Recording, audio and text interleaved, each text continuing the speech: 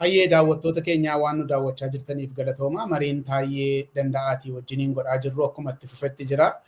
Taayyee erga Abiy Ahmed dhufee masaraa biyya sanaa seenee erga paartiin Biltsiginnaa jedhamu as ba'ee badiin biyya sana keessatti raawwatame lakkoofsa hin qabu. Jalqaba irratti dimshaasha isaa si gaafadhee jennaan waa'ee cabuu diinagdee naa kaaftee siyaasi biyya sanaa goolamuudhaa fi afaan qawweetti deebi'uu isaa akeekte.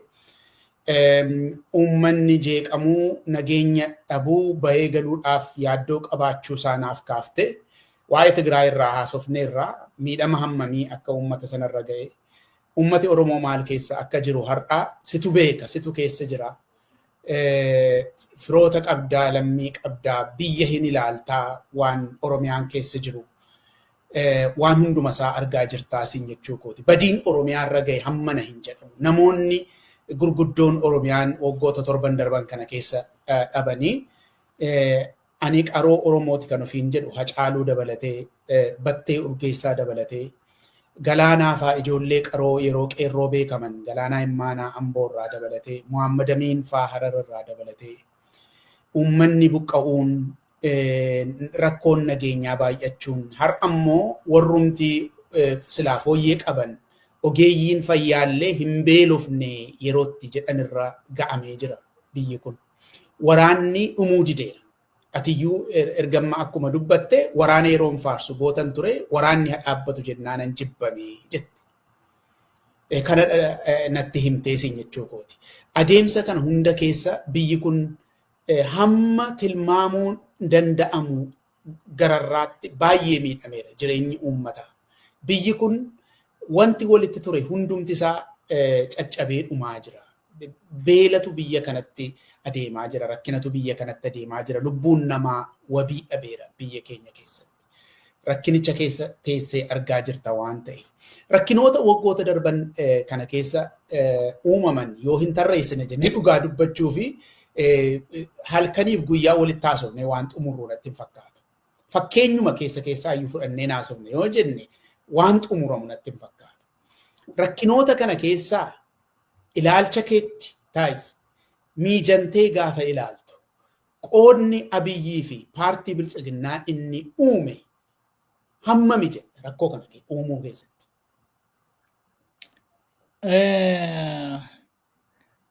Yoo rakkoon tokko jennee lama jennee waan lakkoofnu miti. Akka tu kaafte baay'eedha. Erga duratti isuma kaasaa turre. Amma wanti ati na gaafatte abbaan eenyudha?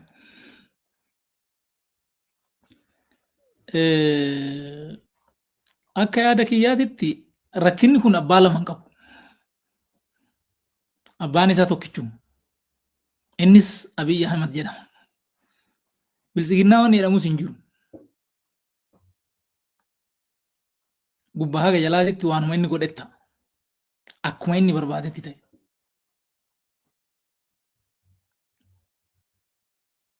Waliigalatti rakkoo karaa kufaatii diinagdeetiin gaheefis rakkoo karaa waraanatiin gaheefis rakkoo karaa hannaatiin bulchiinsa cabeen wajjin walqabatee dhalateefis oo keessa seente baay'ee waan ta'eef hunda isaatiif abbaan isa. Maaliifan kana jedhaan sababan qabu. Akka nama biraa farrajuuf miti. Waan duraan sii kaase gurraan dhala bara 2011 jalqaba paartii wannoon kun jijjiiramni kun naareeshiniin isaa ifa miti. Seenessi isaa ifa miti. Namni hundumtuu achi jalatti of laala. Eessaa kaanee garamitti deemna ka jedhu kuni dogoggora waan qabuufi inni qajeeluu qaba. Yoo inni qajeeluu baate rakkoo gurguddaa afurtu dhalata. Jennee sanata qopheessinee tiimiin ani hoggane. Nama baay'eedha ka ture maqaa dha'uun hin danda'ama. Kanaan duras dubbadhee tureera waan ta'eef BBC faarratti. Waan kanaa sanata qopheessinee rakkoon tokkoffaan jeeqama nageenyatiin. jeeqama nageenyaatiif dhufa.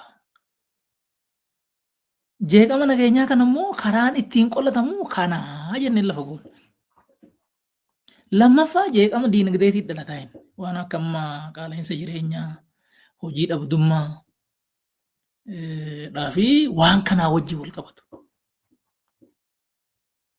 Kanas malli kanaa hin malli sun hin hojjeta ture. Sadaffaa jeeqamni bulchiinsaa hin dhufaa. Haqin jal'ata, hannin babal'ata.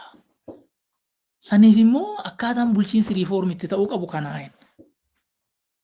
San bira darbee dippiloomaasii wal qabatee rakkoon dhalachuu akka danda'utti. Fi falli isaatis kana inni itti. Wanna kana outright reject godhe. Kun yaada maraatuti jedhe. Odoo wanni sun laallame rakkoon kun hin dhalatu ture.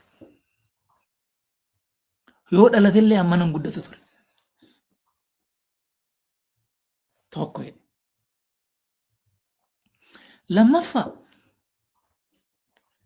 bara 2012 Sadaasatti gaafa yaa'ii ODP jenne san gaafa milkeessan faana fansan koree giddu galeessaa waliin nu qabeetan rakkoo afuran ittiin. Tokko jijjiiramni kun akkanumaan hin dhalanne nama as keessatti qaama dhabee jira, nama as keessatti ilma dhabee jira, niitii as keessatti dhirsa dhabdee jirti. Jijjiiramni kun akka abbaa godhatuuf warra wareegama as keessatti baase kana rikooginishinii naa kennamuufi beekamtii naa kennamuufi beenyaan illee warra miidhaan guddaan irra ka'e beenyaan illee haa kennamuufi hin jedheen yaadannoo qabate. Lammaffaa dargaggeessi kun miira waraanaa keessa ture, miira qabsoo keessa ture. Gara nagayaatitti fiduu barbaachisaa. Tokko maayindi seetinuu gara nagayaa akka dhufu. Lammaffaa immoo carraan hojii bal'inaan uumamee akka hojiidhaan qabamu gochuu barbaachisaa. Yoo kana ta'uu baate dargaggeessi kun hojii dhabee yaanni isaa duruu achi jira. Qabsoo ofii fide kanarratti deebi'ee finciluu danda'a jedheen. Sadaffaa hanni ariitii baay'eedhaan fiigu jira. Ammoo wayyaan illee nyaate nus hin dhiisu wanni kun. Dubbiin hannaa kun luugamattaa godhamu jedheen. Afuraffaan itti gaafatamummaadha. Itti gaafatamummaan yoo jiraachuu baate sirni sirnan ta'uu jedheen. Nama aanaa tokkotti akka godhee aanaa biraa jijjiiranii sadarkuma sanin muudaa oo barbaadan ol guddisaa wanni kun sirna hin godhu. Iftoomin itti gaafatamummaan dhufuu qabaa jiraachuu qabaa kan akka yaadannoo qabatee achumaan galee callisa.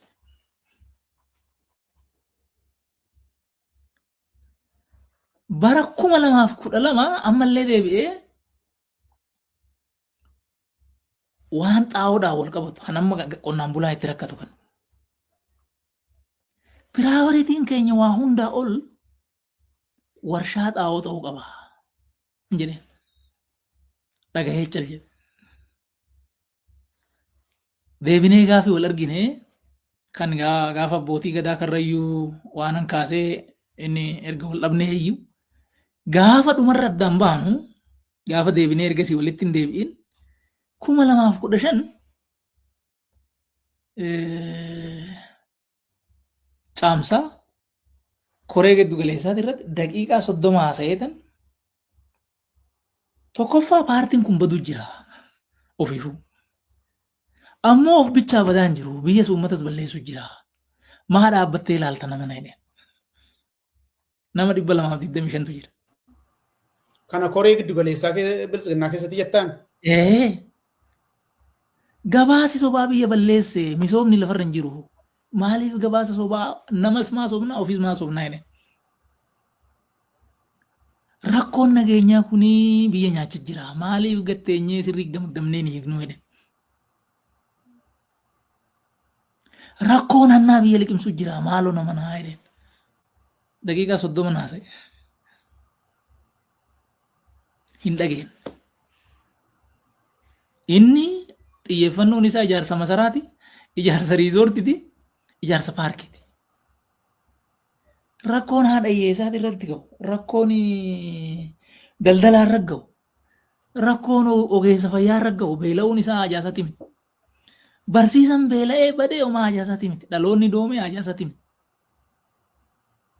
so waliigalatti rakkoo kana abbaan isa odoo inni kallattii kennee namni hin jiru ajjeesaa ho'edhan deemanii ajjeesanii miti qajeelchaa ho'edhan akkamii qajeelchuu didan so biltsiginnaa waan jedhamu doon ta'in abbaan rakkina kanaa dhibbarraa dhibbatti isa akka ta'e an keessa turee wajjin turee tan arge waan ta'eef akkas. Hayyee taayee gabaasa Reuters kanan iskiriinii irra kaa'e sitti mul'ata jedheetan yaada. Gabaasi kunii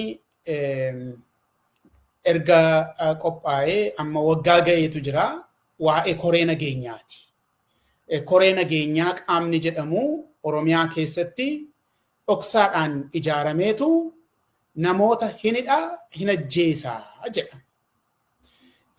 Kanaan dura atis argitee dubbifteetta jedheetan yaada investigationiidha qorannoo irratti hundaa'eetu kan hojjetamedha. Namoota keessoo biltsiginnaa jiranis fayyadamanii dookumentii garaagaraa fayyadamanii namoota ajjeechaan irratti raawwate maatii isaanii warra hidhamee hunda ragaa gurguddaa fudhataniitu barreessanii nu dubbisisanii fuula 17 qaba. Wanti kun jechuu kooti.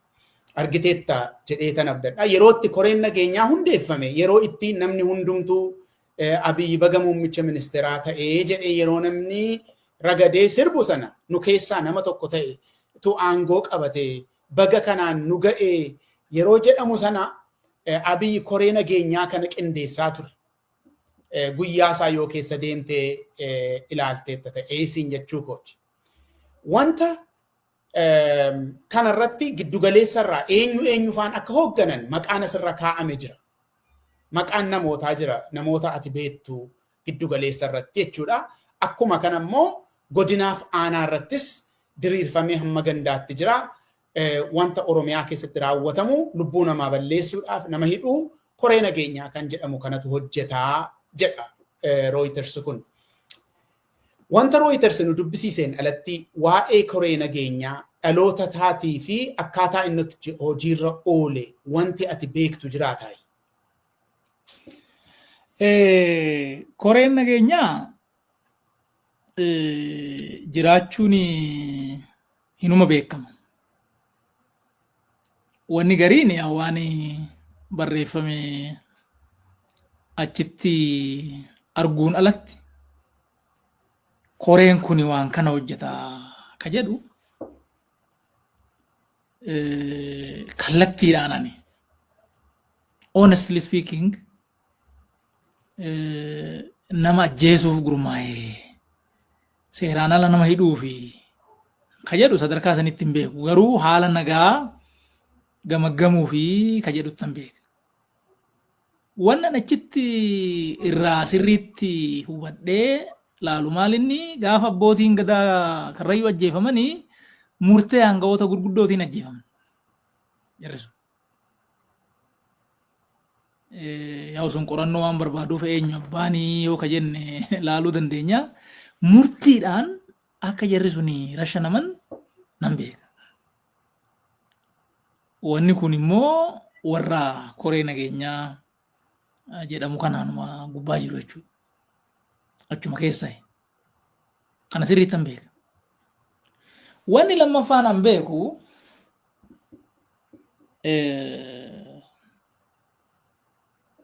waajjira bulchiinsaaf nageenyatii fi hoogganaa poolisii gubbaa qabee aga jalaatitti wanni gaafa pirezidaantii Lammaa ture sun hundumtuu akka jijjiiramu godhamee akkaataan itti jijjiiramu immoo nama mardararii ta'e nama naatoo namaaf hin qabne nama gara jabeessa muudamuu qabaa jedhamee waggaa kallattiin kennamu dhagayeera. Namni naatoo namaa hin qabne kan nama ajjeesuudhaaf murannoo qabu akka muudamu. Nama gara jabeessa nama naatoo hin qabne mardarariin godhamuu qabaa jedhee Fiqaaduu Tasammaa kallattii kenne namadii ta'e. Kana biruma teessee bira taa'ee maaliif akkana jedhamaa maalinni wanni ka jedhullee waluu gaafan isa jedhe kan. So wanni dabalataa ani beeku kana waan biraa garuu akka kaayootitti kana gochuudhaaf han jedhu barreeffama isaa maal isaa quban qabu waan Reuters barreesse dubbisee jira. Ammoo ajjeechaan abbootii gadaa karrayyuu murtii namoota gurguddaatiin aangawoota gurguddaatiin akka ta'e nan beeka. Namoonni bakka adda addaatitti akka rashanaman nan beeka. Waan kana wanni ifattis mul'atu waan jiruufu fi kun namni waajjira hoogganaan bulchiinsaaf nageenyaa achumaayis gabbu'ee waajjira amma haga aanaa gahutti godinattis gabbu'ee namni isin achirratti muuduu qabdanii nama mardararii nama namaan naane ta'uu qabaa nama sodaanne ta'uu qabaa ka jedhu hoogganni poolisiitis akkasitti ta'uu qabaa ka jedhu kallattiin akkasii hoggaa kennamu biran jiran. Hayyee kana har'an dhaga'anii takkaa dhaga'ee hin beeku akkatti dhageenyus hin qabnu of course keessan turre waan ta'eef baay'ee galatoomi taayyee. Gaaffii tokko waa'ee badii sirna biltsiginnaa erga kaasuun keenya hin hafne kan inni si gaafachuu barbaadu. Badiin bara kana keessa raawwate abbaa lama hin qabuu naan jettee abbaansaa biltsiginnaa iyyuu mitii maqumaanii Abiy Ahmed jedhamaa naan jette. Ati akka nama achi keessa hojjetaa ture tokkotti akka nama paartii kan Oromiyaa keessa gadhaabeetti akka nama ijoollee Oromootti paartii kana beeksiseetti itti gaafatamummaa ani qabu jira jettee yaaddaa badii badeef wanti ati qooda kooti jettee jettu jira taayyee. Yaa'u yakka wanni jedhan kuni qalbiidha. Yookaan waan tokko itti yaaddee balleessuuf goote yookaan immoo waan beekuu qabdu waan silaa beekuun sirri jiru beekuu dhabdee waan daguudhaan callitanyinna ta'edha Amaarinyaan waan akkasiitiin hoo goote yakki kalaallamu. Ija kanaan nama dhuunfati irrattis uummati irrattis wanni kun haa badu. Intarestiin paartii kanaa asiin haa tarkaanfatu. Intarestiin nama dhuunfaa kanaa asiin haa cabu. Kan uummata asiin haa badu ka jedhu kanan itti yaadee godhin beeku. Ammoo waan kana keessan dhufe. Waan kana keessan dhufe. Waan silaa laallachuu qabu. Waan silaa dubbachuun malle fa'a. Jechuun akka malee hagaa ol waan kanatti amanee wanni hin godhe fa'aa hin jiraata. Naman ittiin wal dhabuu hin qabneen fa'aa wal dhabeera. Nama bara rakkoo wajjin turre milkeessadhaan deeminirraa hidheetan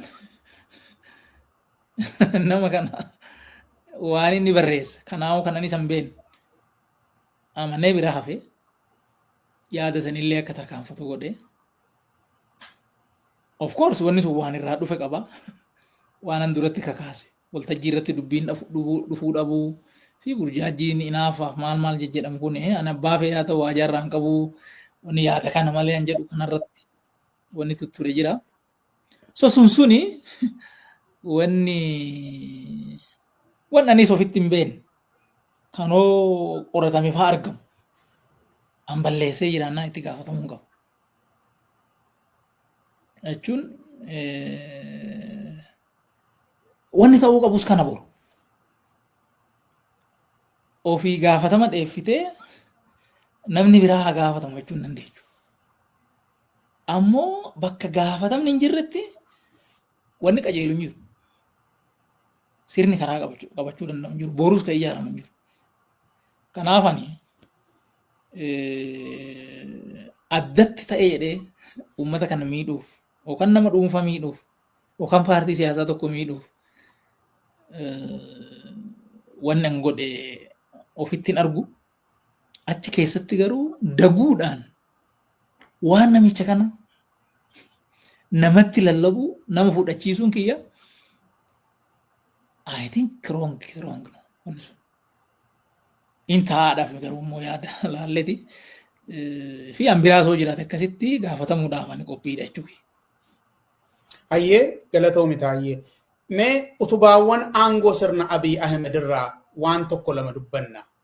Ati sirna kana keessaan ilaalteetta akkamitti akka inni dhaqee lafa qabate paartiin wanti jedhamu kun illee amma hin jiru naan jetteetta akkamitti akka inni hundeeffame namni kun akkamittiin barcuma akka totolfate achi turte keessatti hirmaataa turte waan ta'eef bu'uuraalee yookaan immoo utubaalee barcuma teessoo sirna Abiyyidha wantooti ati jettee adda baaftee beektu maal fa'i yoo gaafatamte taa'ee har'a jechuudha.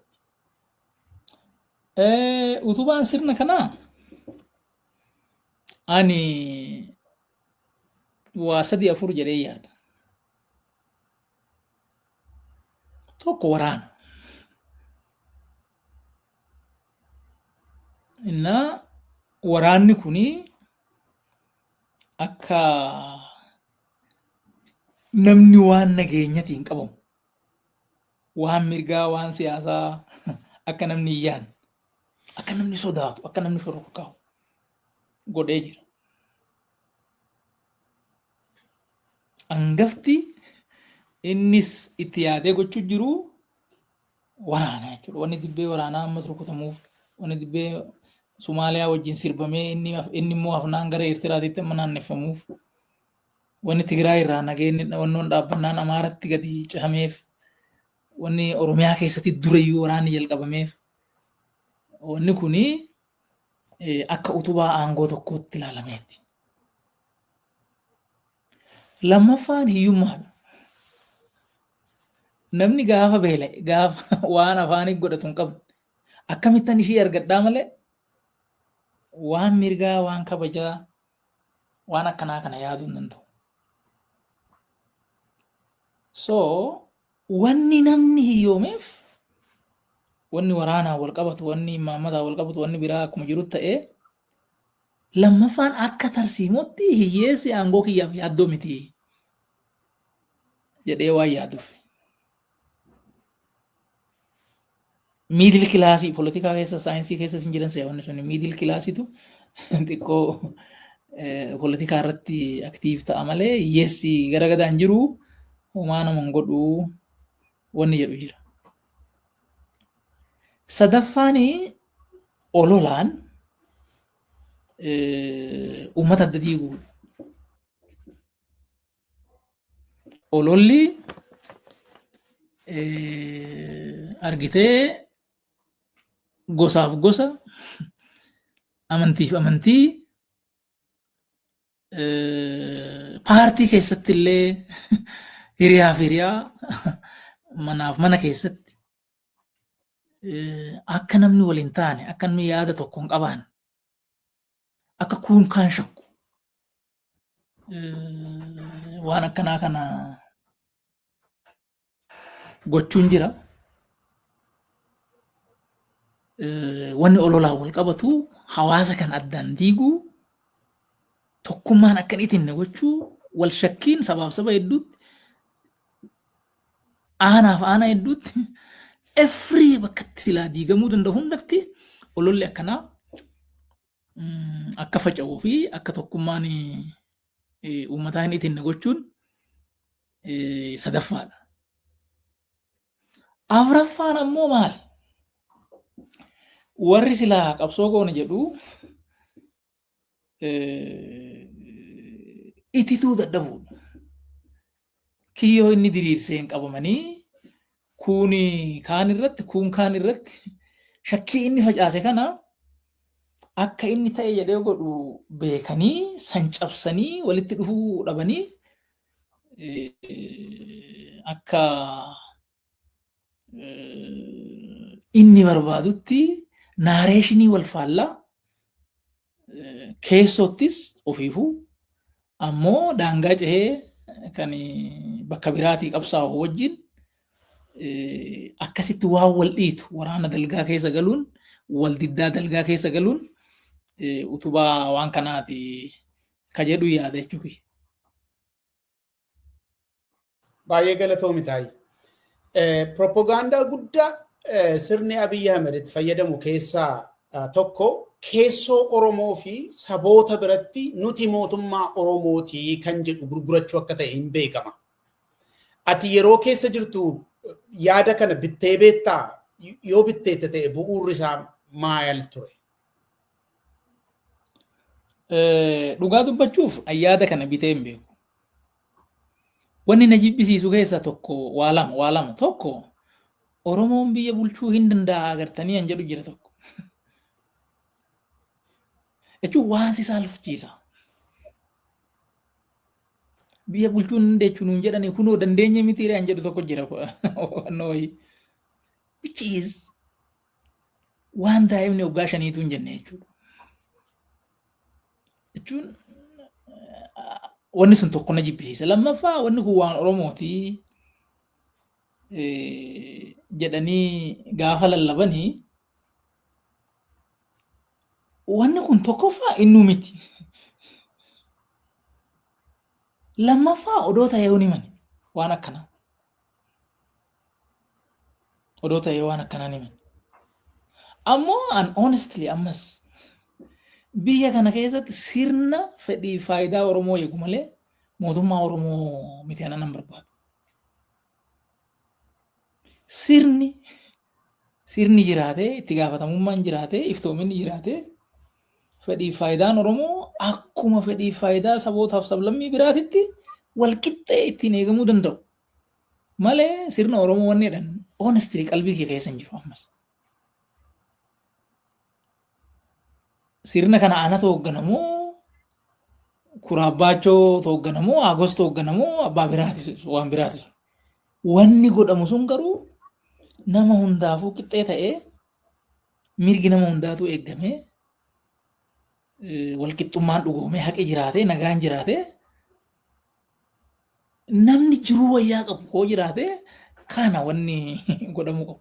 Oromoon mataarra taa'ee namni maqaa afaan Oromoo dubbatu namni maqaa Oromoo himatu ammoo haati Oromoo mana wajjin gubatte yoo ta'e wanni sirna Oromoo nama jechiisu maali?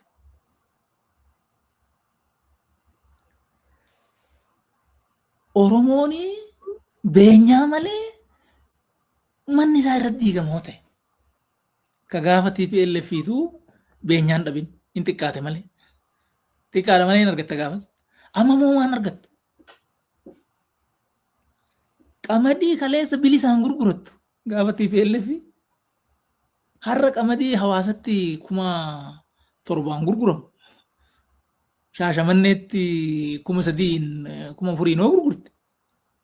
Sitti murteeffamee mootummaa Oromoo ni dhammaa. Bakka Oromoon nagaa hin qabne bakka tokkummaan Oromoo inni dhiigaan tolfate deebi'ee diigametti. Wanni kun mootummaa Oromoo waan jedhamu miti. Ammoo mootummaa Oromoos mootummaa abbaa fedheetis mootummaan akkasii ta'uu irra hin jiru. Mootummaan ta'uu irra jiru mootummaan ta biyyaati.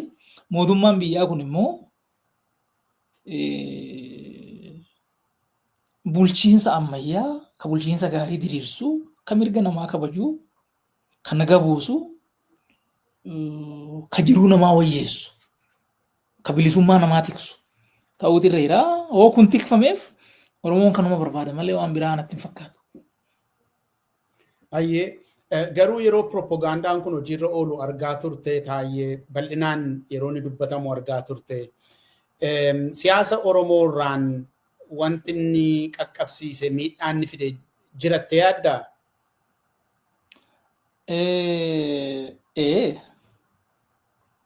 Miidhaa qaqqabsiisee jira. Mee akkamitti? takkaa jedhee hin beeku waan kana ofii kiyya namuu barruu kiyya keessa sin jiru dubbii kiyya keessa sin jiru laaluu dandeecha namuu laaluu danda'a jedhee hin beeku. Wanni kun immoo jedhamuu hin qabu dubbannee beena. Gaafa amma Bahar Daar dhannee wannoo gowwomsinee dhufnee maali qumaara maal siyaasa jedhame suni Qumaara nyaannee galle. tokkoffaa hoggasumaa wanni kun sirrii miti akkam jettaa gaafa jedhamu bira hin jira waan ta'eef maaliif akkanatti jedhamaa jedhee gaafadheera. Eenyuun gaafatte? Ergasii booda immoo gaafa inni miidiyaa Eenyuun gaafatte? Shimallis Ayyee. gaafas koominikeeshinii irra ture miti dhaan. Ayyee. Wanni kun koominikeeshiniin akkanaa hin jiru akkamitti akkana jettaa jedhee gaafadheera. Itti dhiisedha. Lammata immoo gaafa wanni kun miidiyaatti bahu wanni kun bakka nun bu'u nuyi waan obbolummaa waan ida'amuu malee waan qumaaraa quban qabnu jedhee ibsa kenneera. Tokko takkaa jedhee hin beeku. Garuu maal inni miidhaan inni geechise yoo jettee namoota hubannaa bal'aa hin qabne namoota fayyaaleeyyii wanni kun gowwoomsee jira. Mootummaa ilma abbaa gadaa, mootummaa Oromoo, mootummaa maalii kan jedhu kuni gowwoomsee jira. Bakka biraatii mormiin gaafa ka'u akka waan Oromoon mormameetitti akka namni ilaalee wajjin duula bahu waan kana godhee jira jechuudha. Oromumaa immoo Oromoo waan kana sirrii miti jedhee ergamtuu diinaa jedhamee akka dubbatamu godhamee jira.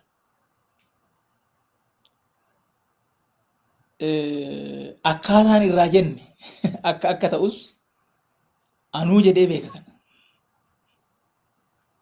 Jechuun yaa'u hariiroon nuyi TPLF wajjin qabaachaa turre jira. Haga dubbiin sirriitti nuun dhufin namni waan kanaan faallaa deemu akkuma waan TPLF tumsee dhufetti sadarkaa itti hubannee jira parsanaalee. Mootummaan kun kan Oromooti jechaaf odoo hin ta'in garuu TPLF olaantummaa deeffachuu barbaada. Bilisummaa fi dimokiraasii amma ijaaraa jirru kana faallessuuf dhufa.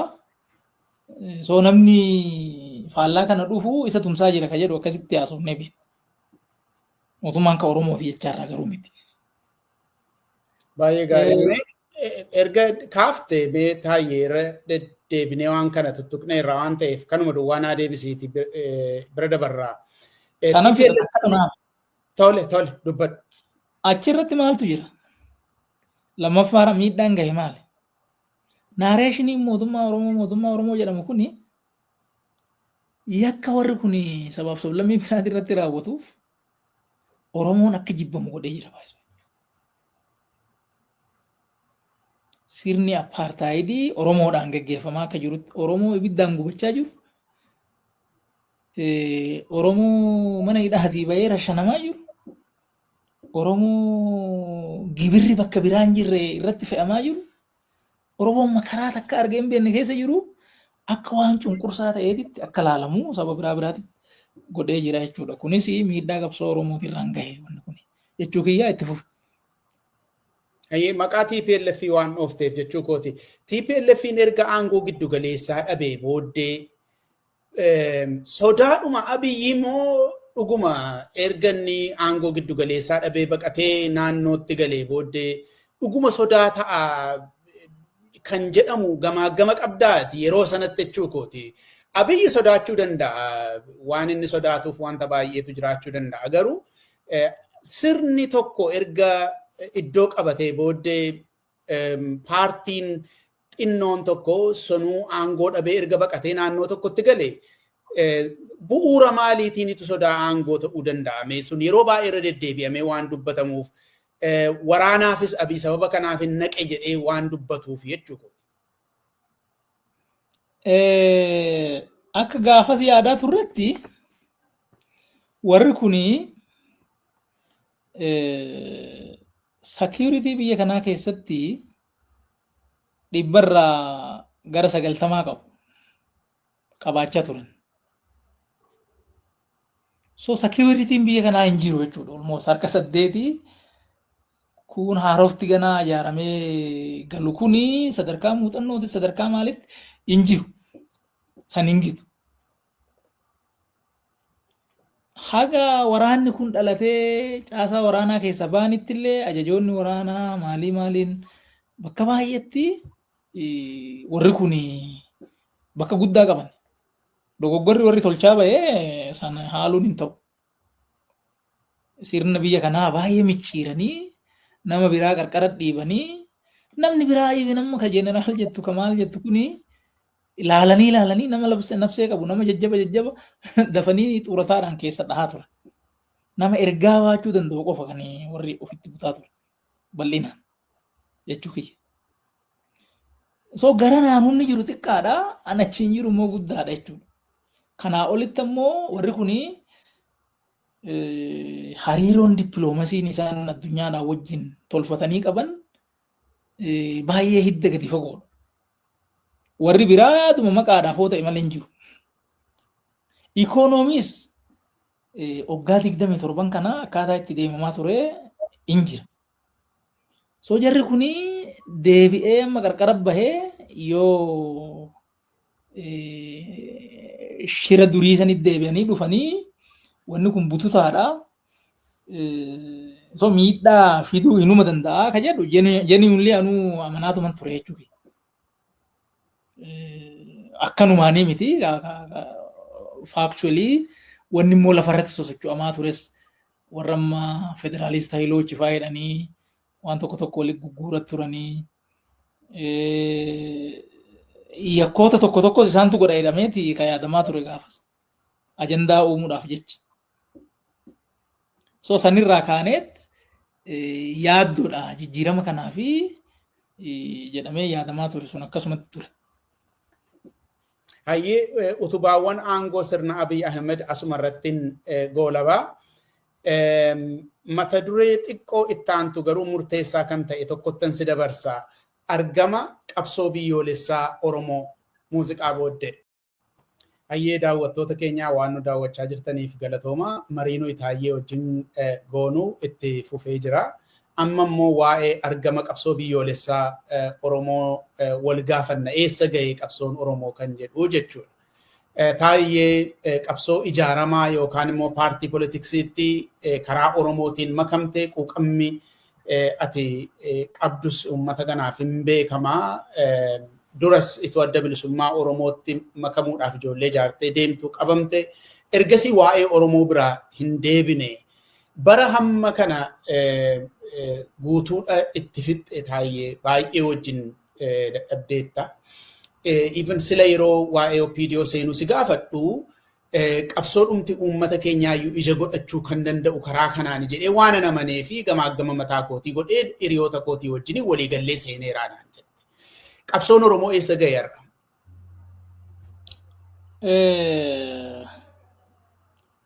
Qabsoon Oromoo argitee namni gariin bilisoomni jettanii nu goyyomsitanii ka jedhu jira. Gaafii gaariidha wanni kun. Ammoo ifa ta'uutu irra jira. Bakka qabsoon Oromoo irraa ka'e nama addeessuun baay'ee hin barbaachisu. Oromoon an Oromoodha jedhee gaafa inni yaaduu hin dandeenye irraa ka'e. Gaafa inni gosaan of beeku irraa ka'e. Gaafa afaan Oromoo dubbachuu yakka ta'e irraa ka'e. Gaafa ijaarama hin qabne irraa ka'e. Achi finciltoota qonnaan bultoota Baalee achirraa immoo Maccaa Tuulamatti achirraa immoo Abaa'ootti achirraa immoo OPDO'n kunillee achirraa immoo kaafaa onni okkoo jedhanii gaafas kan hundumaa ta'eet gaafa 19 duubatti deebinee olaalu 1960moota keessa Oromoon sirna abbaa lafaa jalaa bahe. Oromoon gaafas baay'ee qabsoo godhee jira. namni akka Hayilee Fidaa fa'aa barattoonni yaa'u sabaaf sablammii biraa wajjin kophaa miti. Wanni sun ta'ee jira. Sunuu akka gaariitti milkooyne garuu gaafiin lafa deebi'ee jira gasan. Achi booda immoo 1983 yookaan 91 hanqinni jiru akka jiru ta'ee afaan ofiitiin hojjechuun, afaan ofiitiin barachuun wanni kun wanni achi keessatti rakkoo ta'e gatiin achi keessa akka kaffalamee fi wanni dhufe. Of course wanni sun waan duratti kaafne wanni gaafas gad dhaabbate sun waan gaafa qeerroo itti ta'ee achi geessaniif bu'uura akka ta'e dagachuun hin barbaachisu. Akkasumatti keessa deemee dhufee gaafa 2008 or 2016 akka faranjii Oromoon kaaba kibbaa tokko ta'ee bahaa dhiyaa tokko ta'ee beekaa wallaalaan wal dhaggeeffatee tokkummaadhaan Itoophiyaa miti Afrikaa miti waan addunyaa raajii hojjete. Wanni suni namni waan san xinneessuu danda'u hin jiru qabsoo qeerroo sun. So harka duwwaa waraana sadarkaa mo'uu danda'utti sadarkaa sanitti itite OPDO duraan faallaa qabsoo Oromootiin keessa warri deeggaroodhuma jiru faallaa qabsoo Oromootiin deemullee hawwatee gara qabsootitti dabalee uummata Oromoo siyaasaan odoon qoodiin, kutaan odoon qoodiin, amantiin odoon qoodiin, kilaasiin odoon qoodiin hundumaa tokko godhee humni sun dhaqee waan isa ukkaamsee qabe san ofirraa cabse. Wanni kun bilisummaa waayee. Bilisummaa hoo jettu ija tokkoon kanu. Waan si roorrisu, waan si ukkaamsu ofirraa cabsu. Garuu gaafa injifatu injifannoo isaa kanaa naman ta'anitti kennate jechuudha. Argitee Oromoo waan jedhu siiniillee ijoollee hin cabsinetti kennaniidha. Siinii hoggaa mana dhageetti buna namaa geessiidha. Qabsoo bara dheeraa wareegama meeqa gaafatee injifannoo dhufe kana of course kagama keenya kagama samaaf sablammii biraa akkuma jiru ta'ee sadarkaa biyyaatitti akkamitti waliiniin akka jiru ta'e kaqee keenya namni nuyi dhumarratti ulee itti kennine waan kana goolii keenya dhiite jechuudha. Namni sun. So injifannee jirraa bilisoomnee jirraa garuu bilisummaan suni deebi'ee butamee gabrummaatti. Qabsoon Oromoo jalaa ka'ee suuta suutaan ititaa dhufee fiixa irra ga'e sun mataa isaati irratti xannachi margee jechuudha. Mataa isaati irratti xannachi margee xannachi kun asii gadi nyaata. Waan Oromoon kaleessa argate gurguddaa keessaa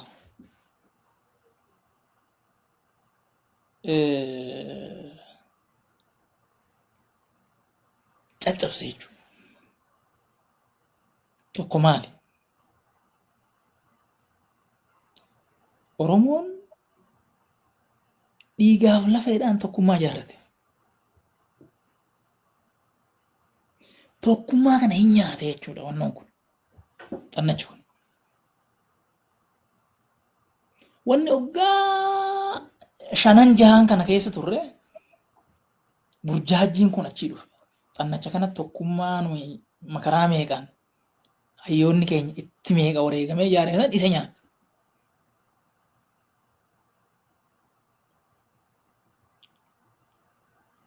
Lammaffaa maal godhe? Lammaffaa Oromoo hin hiyyoomse. Kaleessa qonnaan bulaanu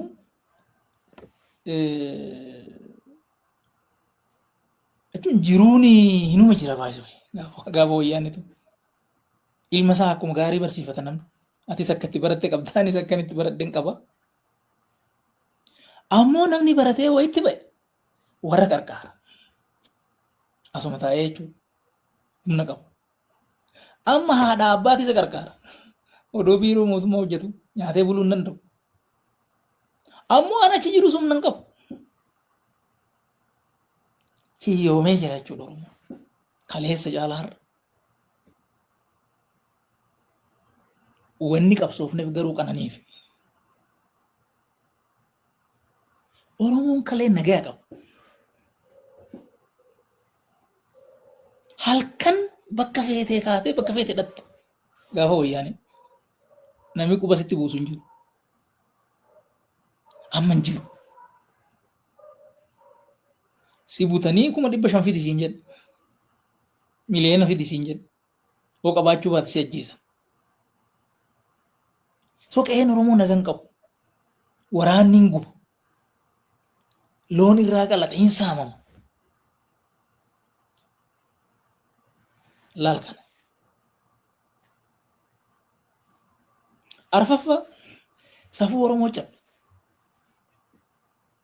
Dhiira gudeedama.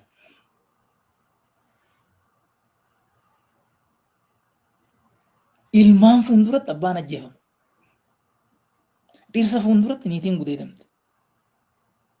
Abbaa gadaa ajjeefame.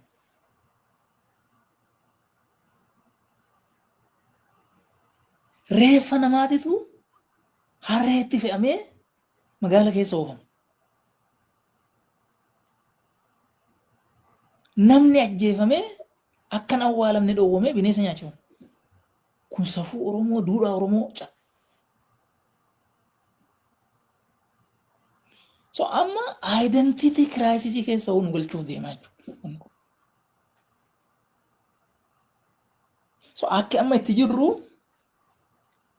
qabsoofnee mataa keenye mataa qabsoo keenya mataa injifannoo keenya irratti xannachi margee xannachi sun asii gadi nu nyaatee amma afaan badii irraan nu gaheera jechuudha. Kana nama hundaafuu ifa ta'utu irra jira. Nama hundaafuu ifa ta'utu irra jira. Bakki amma jirru dubbii baduu fi jiraachuuti jechuudha. Uummanni Oromoo jedhamu bara akkanaa keessa turee jira jedhamee himamuuf ta'a.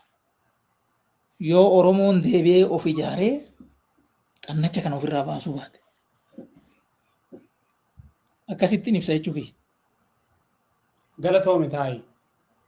Yoo maal ta'etu milkaa'inaan goolabama qabsoon Oromoo?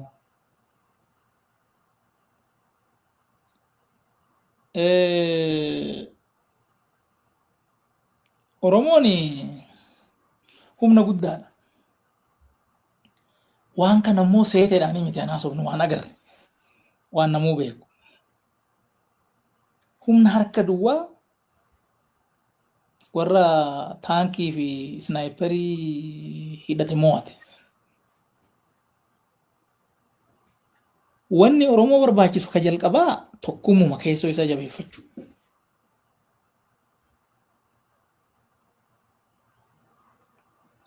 Lammaffaan sabaaf sablammiidhaan wajjin hiriira isaa tolfachuu. Hundaa ol garuu maali qophii gochuu barbaachisa. Kisaaraan kaleessaa akka lammata nutti hin deebiin. Injifachuun keenyaaf hin qabu. Inni injifanna. Namni achi keessatti jiraachuu danda'a. Ani gatii baasu jiraachuu danda'a. Takkaa shakkiin hin jiru Oromoon hin mo'ata. Injifannoon Oromoo garuu fiixaan bahuu ka danda'u gamanuma waan boru dhufu tilmaamanii qophii gochuun hin barbaachisu. Waan tokko dhiibdee kuffisuun waan tokko ta'e erga sun kufee booda wanni itti yaanee maalinni kamitti waan sammaanee jigoona eenyummoo namni waan kana nu qabuu danda'u ka jedhu gamanumaa itti yaadachuun hin barbaachisa jechuudha. Akkanatti milkaa'a. Hayyee dhaamsa xumuraa sa'aatii baay'ee haasofnee gara dhaamsa xumuraatti si geessa taayyee.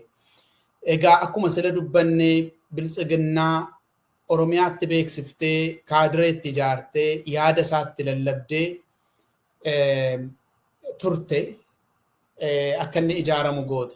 Kaadiroota bobbaaste sanaaf har'at keessatti dhaamsa maalii qabda tokko? Waluma duukaa akka deebiftuuf akkan adda sin kunneef jedheen kaadiroota sanaaf dhaamsa maalii qabda? Warra kaleessa bobbaafte sanaaf. Qabsaa'ota Oromootiifoo tokkummaatu fala jetteetta. Kun kan xumuraati waan ta'eefi qabsaa'ota Oromoo har'a jiraniif ati qabsoo hidhannoon fudhadhu jetteetta. Qabsoo isuma bifa ati fudhattuun jiruun warra deemaniif dhaamsa maalii qabda? Uummataafoo waliigala uummata keenyaatiif dhaamsi ati qabdu jiraa? Warra Oromoodhaa ala jiranoo sabaaf sablammootaa waan jettu qabdaa asumaan. Akkan adda sin kunnee warra kana tokko tokkoon dhaamsa qabdu himiifiiti sagantaa keenya kanumaan goolabna. Baay'ee gaariidha. Yaa wanni haasa'aa turre kuni itti gallisaa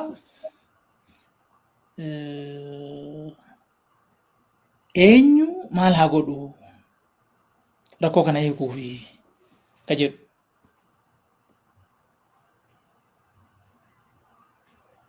So asitti namiifuu haga naa galutti qooda kennuun barbaachisaadha. Warri ani ammas kaadireen, milishaan, poolisiin, hojjetaan akka naa galutti dhibbarraa harki 99 ofiifuu rakkataadha. Yaa rakkatee garuu nama rakkisuu danda'a. Maal jechuudha kun? Odoon jaalatin deemii nama darare yoo siin jedhan yoo filannoo biraa dhabdee ijoollee qabdaa nyaachisuu fi maali godhuu dandeecha. Garuu galtee raftu.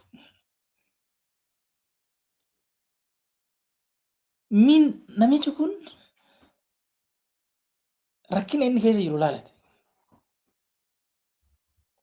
So wanni irra gadee jiru kuni murna xiqqaa wayii ka ofiifuu jiruu asii hin qabne kan hatee yookaan Dubaayitti yookaan bakka biraatitti mana ijaarrate ka ijoollee ofiillee asii baafate ka bakka biraatti barsiifatu. Murna xiqqaan jira. Isarraa kan hafe nama hundaafuu biyyi tun tanuma isaati. Kanaafuu yeroo hunda gara uummataa goruun keessottis qabsoo gochuun waan silaa barreeffamee jiru kaan irraa wal sodaachuu dhiise biyyi baduuf deemti waan ta'eef hin ta'u lakkii kun nu balleessaa jedhee keessottis qabsoo gochuun uummata irrattis dararaa godhamu kuni wanni godhamu wanni seeraan alaa wanni nama ajjeesan wanni nama saaman kun hin ta'u lakkii kanarratti jedhee diduun hin barbaachisa. Warri silaa wajjin turre. Yaa'u kun isaan qofarraan ta'u namni biraatis PP jedhee walitti nama hundumaa rakkataas rakkisaas bakka tokkotti yaamee akka namni sodaatee bineensa kana jala sassaabu gochuun qabu. Addaan baasee ilaaluun barbaachisaadha. Namni gaafa biyyi tun diigamte bakka dhaquu hin qabne. Kanuma uummatuma kana wajjin baqatu. Baay'eedha. Milishaan sababa kanatti manaa buqqa'ee bakka biraatti rakkataa jiru guute. Hooggansi waan kana keessa odoo deemuu inni du'ee ijoollee isaa tisiisnii fi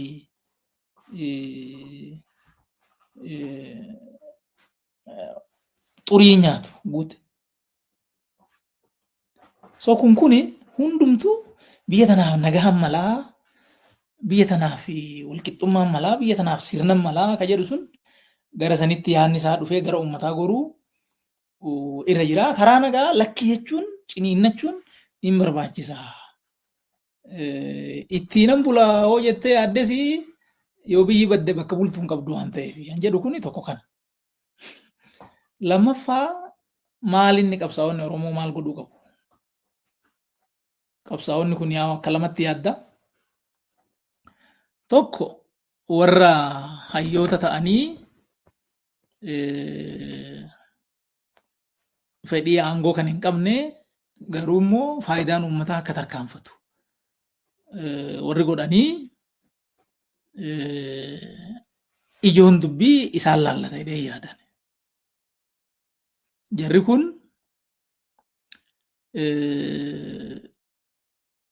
gaafa qabsoo qeerroo san wal bira turanii walii wajjin hojjechaa turanii walii wajjin hojjechuun isaanii immoo uummata kana tokkoomsuu keessatti, humnoomsuu keessatti, onnachiisuu keessatti qooda guddaadha qabaachaa ture. So hayyoonni kun kan walitti mufate waan ta'eef jiraachuu danda'a. Kan wal rukutes jiraachuu danda'a. Kan wal arrabses jiraachuu danda'a. Wanni sun arrabsoodha. Wanni sun rukuttaadha. Waan nutti deemu wajjin yoo kalaallu wanni xiqqaadha. Wanni sun yoo ilkaan illee wal cabse yoo harka illee wal cabse homaa miti sun. Bakki amma jiru badiidha waan ta'eef. Kanaafuu garaagarummaa san dhiphisanii bakka tokko dhufanii tokkummaadhaan dhaabbatanii uummataaf mallattoo ta'uun irra jira. Ijoon dubbii tokko kana. Erga kana godhanii immoo qabsoo Oromootiif kallattii kaa'uun miidiyaa akka ammasiin gootanii kana tolchuun yoo danda'ame immoo miidiyaa saatalaatiidhaan uummata manatti dhaqqabu tolchuudhaan yaanni akka uummata dhaqqabu gochuun akka eegametti ta'ee maddiidhaan ammoo uummata keenyaaf waan amma gurmuu Oromoo bakka adda addaatitti rakkate ka biyyaa bahe bakka inni jiru dhaqee dhaqqabee qarqaaru gurmuu wahii tolchuun barbaachisaadha. Kanaan dura gaafa abaa'oo hirphaa intarnaashinaal waan jedhamu ture. Wanni waan san fakkaata. Maqaa biraatiin haa ta'u oori isaa deebi'anii haaressanii ka Oromoo hundi bakka jiru. Oromoon ala jiru amma yoo 100,000 ta'e fakkeenyaaf. 100,000 kuni doolaara 10 galche wanni kun doolaara miliyoona 1 guddaadha. Ji'a ji'aanoo mana galchee waan qarqaaru baay'ee qaba. Ammoo 100 or 50 30 godhee akkasumatti deema wanni kun. So Oromoo rakkate bakka kamii dhufee amantii kam qabaa odoon ta'in uummata kana hin qarqaaramuudha qabaa han jedhu wanni tokko tolfamuu irra jira. Kanas hayyoota tolchuu qaba warra amma poolitikaa irraa adda jiru. Poolitikaa irraa adda jiru jechuun warra paartii poolitiksii keessa hin jirre jechuudha. Lammaffaan advokeesiidha. Oromoo ajjeefamu kana. Oromoo seeraa ala buqqaafamu kana. Oromoo hidhamu kana. Oromoo qaamaa hir'atu kana. Argitee qabsoo keessa dhufne keessatti Oromoo meeqa du'e? Oromoo meeqatu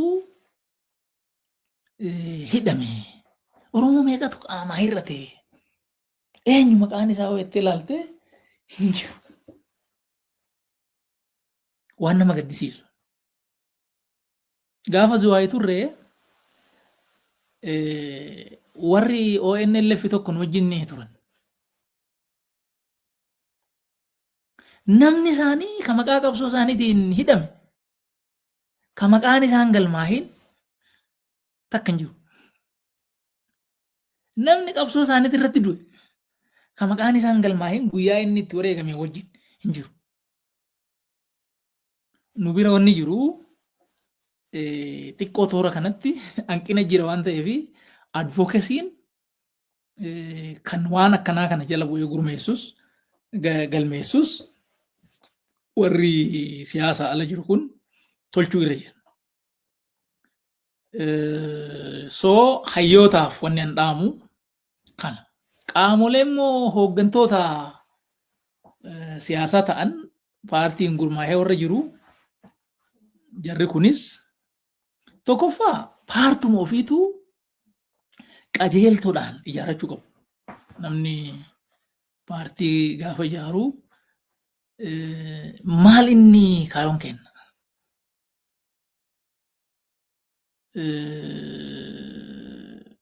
Wanni sun ifa ta'uu qaba sirriitti.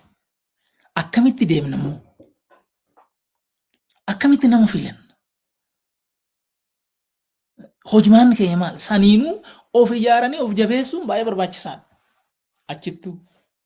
Erga immoo kopha kophaatti of jabeessanii booda immoo ajandaa waloo uummataati irratti kan paartiin itti nama addan baafu waan nagaa uummataati irratti waan tokkummaa uummataati irratti dhimmoota silaa national interest uummanni kun akka walootitti qabu irratti paartii abbaa feetee yoo taate hundumtuu awwal faana qabaachuu danda'u. Kaalcharii isaa promoot gochuu irratti aadaa isaa irratti. Fi hariiroo immoo hariiroo gaarii obbolummaa sabaaf sablammii wajjin qabaachuu qabnu irrattis dhimma akkanaati irratti immoo hundumtuu gurmaa'ota irra jira. Bilisummaa uummanni kun gadadoo amma inni irra jiru kunis akka irraa bahu irratti aangoo qabachuu waan biraati. San irratti akkasitti deemuun barbaachisaadha. Uummata keenyaan maali wannan jedhu? Uummanni keenya jalqaba irratti humna isaa beeku. Humna isaa beeku. Inni tokkoomee kaanaan inni lakkii jennaan humna xiqqaa wannoo kanatti dhiisiti abbaan fedhee isa jala dhaabbachuu akka hin dandeenye inni argee. So tokkummaa isaa jabeeffachuu irra jira. Shirtuu fi hattuun kuni gandaan isa qooduu barbaada. San dhaga'uu irra hin jiru. Amantiin isa qooduu barbaada. San dhaga'uu irra hin jiru. Gosaan isa qooduu barbaada. San dhaga'uu irra hin jiru. Wanni na baasu tokkummaadha jedhee tokkummaa isaati irratti cichuu qabu. Namni faallaa kanaan yaadatti fidu diina isaa akka ta'e beekuu qabu. Bakka fedhee waa fidu. Mormituu keessaa haa dhufu, waan mootummaa ofiin jedhu kana keessa isaa haa dhufu, bakka fedhee haa dhufu, wanni faallaa tokkummaa isaa yaadatti fidu diina isaa akka ta'e beekuu irra jira, san dhaga'uu irra hin jiru. Lammaffaan gurmaa'insa isaa jabeeffachuu. Afooshaa qaba namni qe'eetti sunuu jabaachuu irra jira. Maatiin akka maatiitti jabaachuu qabu. Bakka maatiin diigametti hawaasi ijaaramu hin jiru waan ta'eef. Ijaaramni inni kaleessa qabu ka gosaa, ka gadaa, even gurmaa'insi amantii hundumtuu jabeeffatee ijaaratu irra jira. Duudhaa isaa eeguu irra jira, safuu isaa eeguu irra jira. Garuu gurmuun tokko gaafa ijaaramu gurmuu biraatiin morkachuuf odoo hin ta'in isaan wal utubee rakkoo akka walootitti itti dhufu injifachuudhaaf ta'uu irra jira. Yookaan ammoo galma akka walootitti qabu bira dhaqqabuudhaaf ta'uu irra jira. Amma gaafa barbaadan gaafa ofii godhan gosummaa godhuu ofii hin tolfatu gaafa namni biraa immoo miidhaan akkanaa dhufte gosummaadha maal jedhaniitu waan hin taane immoo warri oofuu barbaadu. Booranni jira, yes. Gujiin jira, Arsiin jira, Macci jira, Tuulamni jira. Kun waan haalamuu miti. Kana jechuun garuu maali? Jabinni Booranaa Gujiidhaaf yaaddoo ta'uu irra hin jiru hirkoo malee. Jabinni Tuulamaa yookaan Kamacha Tuulamaaf hirkoo malee abdii malee yaaddootti ta'uu hin qabu. Maal jennaan wanni balaa taanaan waliin nu dhufa. So jabinni keenya an abbaa tokkootoo ta'ee waan san qolatu irratti nu tumsa. Wanni nu waliin feenus akkasumatti abbaan irra jabaa achiin nu ga'a jechuudha. Kanaaf namni akka yaaddootitti yookaan kaan akka diinatitti ajandaa hattuuf shirtuun keessa kaa'uun akkasitti deemuu irra hin jiru gurmaa'ina ofii bakka jirurra. Even personally ofiifuu namni gurmaa'uu qaba. Namni gurmaa'uu qaba jechuun maal? Ejjennoo qabaachuu irreera. Kaayoo qabaachuu irreera. Karoora qabaachuu irreera. Ofiifuu jechuudha namni tokkichi kophaasa. So sadarkaa sanitti ijaaramaa hin barbaachisu. Sabaaf sablammiidhaan wannan jedhu sabaaf sablammiin olollee deemaa jiru. Mootummaan kun mootummaa Oromootii jedhamee Oromoodhaaf ijaarree wanni jedhan kun sabaaf sablammii waan kana hubachuu qaba. Oromoon jiruu isaa keessatti akka yeroo kanaa rakkatee hin beeku. Waan duratti kaafne santu jira waan ta'eef. Akka yeroo kanaa rakkatee hin beeku. Rakkoo kana sabaaf sablammiin hubachuu qabu. Keessattuu amma Amaaraa wajjin gaafa jijjiiramni kun dhufu tumsatu ture hin beekamu. Oromoodhaa jennee Amaara gogoomsinee ka jedhu odeessa warri kun. So Oromoon naganee jedhee akka Amaarri yaadu gochuu barbaadan.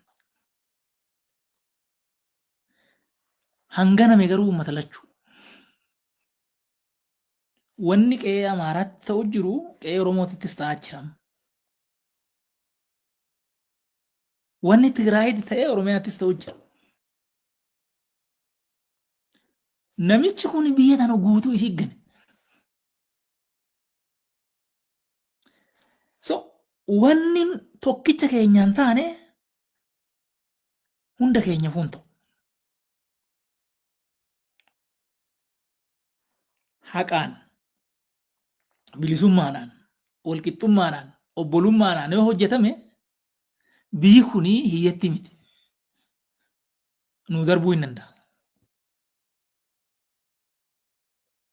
Namiyyuu ol guddachuu dandeenya. So shirtuu fi hattuudhaan qabamee sabaaf sablammiin sabni tokko saba biraati irratti amantiin tokko amantaa biraati irratti waan akkanaa kun yaadamuun akka hafu fi waltumsi qajeeltoo irratti hundaa'ee ijaaramuun akka irra jiru dhaamuun barbaada sabaaf sablammiidhaaf. Ayyee taayyee baay'ee galatoomii waan dhiyaattee yaada kee asirratti ibsiteef si galateeffachuun barbaada. Daawwattoota keenyaa turtii addaa Taayyee Danda'aa Araddoo waliin mata duree jedhuuni marii hamma ammaatti goone asuma irratti goolabna. Waan nu daawwattaniif galatoomaa isiniin jechuu barbaanna. Qophii biraadhaan amma wal arginutti nagaan turaa.